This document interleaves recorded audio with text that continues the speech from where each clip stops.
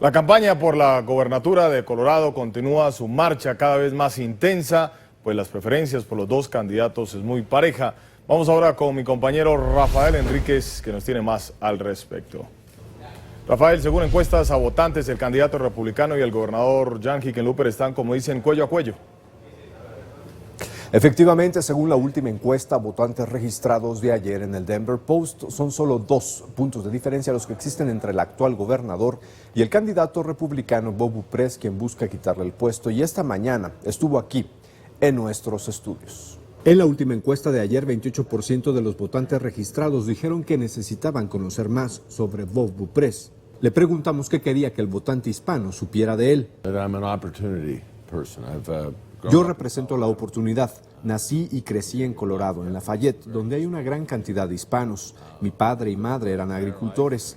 Yo como gobernador quiero ofrecerle oportunidades a la gente. Algunos lo están haciendo muy bien en Colorado, pero son pocos los bolsillos que se están beneficiando.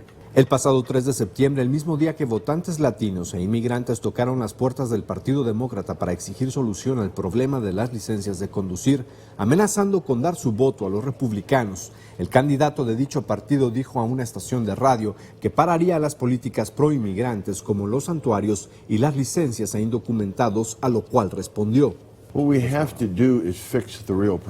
lo que tenemos que hacer es arreglar el problema real.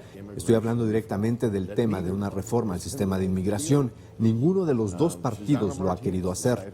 Susana Martínez y yo lo hemos platicado. Obama no lo quiso hacer cuando tenían el control demócrata del Congreso y del Senado. Ahí tenían una oportunidad para arreglarlo. Por eso los gobernadores son tan importantes, pues los estados son los que se están viendo afectados por las fallas del gobierno federal en hacer su trabajo. Y en el caso específico de las licencias en Colorado, dijo: hay mucha maldad de políticos en ambos partidos. Al enforzar algunas leyes, estamos invitando a la gente a evadirlas porque no hay una respuesta de esas mismas leyes. Yo buscaré trabajar con otros gobernadores para presionar al gobierno federal a solucionar el problema del sistema de inmigración y no tendremos todos estos problemas. Pero no tenemos para eso al Congreso, a la Cámara Baja, al Senado. Lo que ha pasado es que hay una intención de politizar el tema en lugar de arreglar el problema buscando reelecciones.